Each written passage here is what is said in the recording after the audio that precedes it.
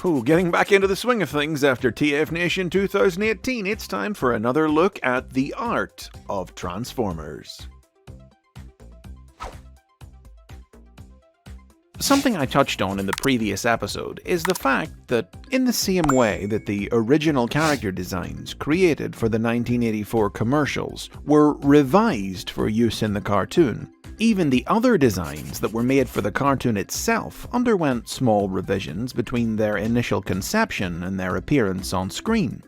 In addition to the examples I talked about last time, some others include Wheeljack, whose initial design was missing his characteristic shoulder fins, Sunstreaker, early revisions of whom had an alternate design for his upper arms and the rocket boosters on his shoulders, and Rumble and Frenzy, who were initially drawn with an inaccurate gun design that had to be changed to better match the toys.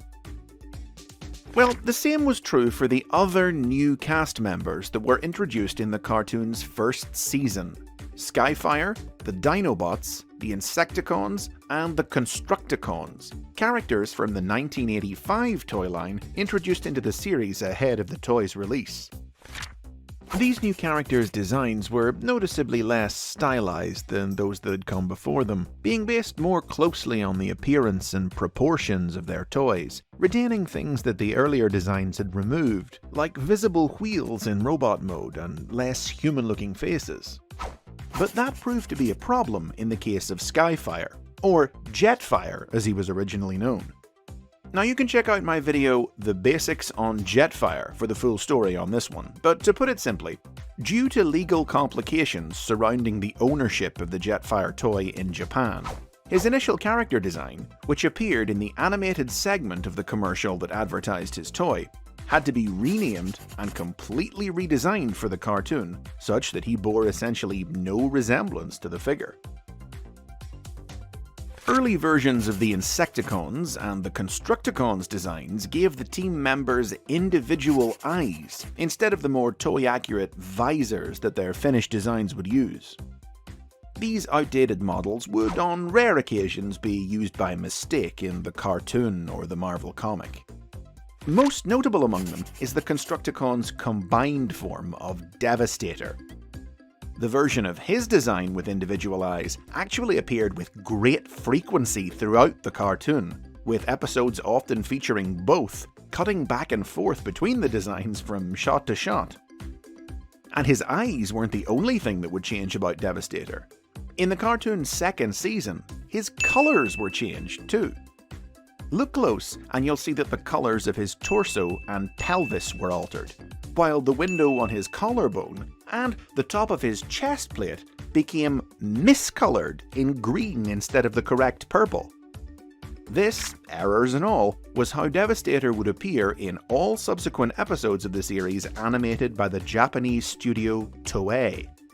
But the South Korean animation studio ACOM seemingly never got the updated models, and they continued to render Devastator in his Season 1 colours. ACOM were pretty infamous for mistakes like this. I'll talk a little bit more about the various oddities that they introduced into the series in a later episode. The revisions the Dinobots were subject to weren't very noticeable on the whole, with only a few small details being changed here and there. Mostly, it just seemed to be about simplification. Compare the revisions of Grimlock's dinosaur mode, and see how the finalized design erases the robot mode chest detailing from its stomach. Or Swoop, whose final robot design erases a variety of small details all across his body. You might want to pause the video and play Spot the Difference. A more interesting case is Snarl. On his initial design, certain cosmetic details didn't match up between his robot and dinosaur modes, so his finalized design modified the details on his robot mode legs to correct the contradiction. Now, a far more noticeable change was performed on Grimlock's robot mode. He first appeared in the cartoon with an early, rather soft head design, which by his second appearance had been replaced with an updated design that was more accurate to his toy. It would be used for the rest of the cartoon, but animation errors would see it and all the team's early designs reappear on occasion. The Marvel comic would consistently use the early designs for the entirety of its run, never updating the Dinobots' appearances, which included drawing Grimlock with his early inaccurate head right up until 1991. But Grimlock wasn't the only character to have his head design revised. The entire cast of the cartoon actually got a makeover of this variety as the show went on, as new close-up reference images of the Autobots and Decepticons' heads were created. The designs remained fundamentally the same, they just became a little more stylized, sharper and more angular with more dynamic lines. Compare the new flaring shape of Ironhide's helmet, for example, or Optimus Prime's beefed up, squared off mouthplate and cheek guards. These designs would become standard for the second season of the show, which also introduced its own host of brand new characters whose designs all have quirks of their own, which is what I'll be taking a look at next time. If you're enjoying the art of Transformers, please give that like button a click. I'm still in post-TF Nation recovery, but I'll be back soon with a new episode of The Basics, and until then, share your thoughts in the comments, please subscribe, and if you're in a position to, please do consider supporting the channel on Patreon.